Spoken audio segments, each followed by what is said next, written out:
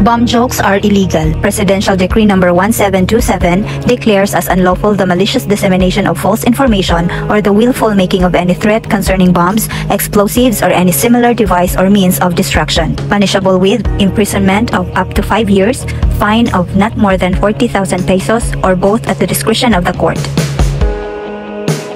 Ano-ano ang mga dapat gawin kapag may nakitang kahina-hinalang bag, gamit o sisidlan? Una, huwag mataranta at iwasang magdulot ng panik sa iba. Pangalawa, huwag hawakan o galawin ang kahina-hinalang gamit. Pangatlo, ilayo ang mga elektronikang gamit katulad ng cellphones at lahat ng mga nag-iingay o di kaya'y mga naglalabas ng ilaw o kuryenteng mga gamit. At pang-apat, agad ipagbigay alam sa pulis, gwardiya, barangay tanod o iba pang otoridad sa lugar.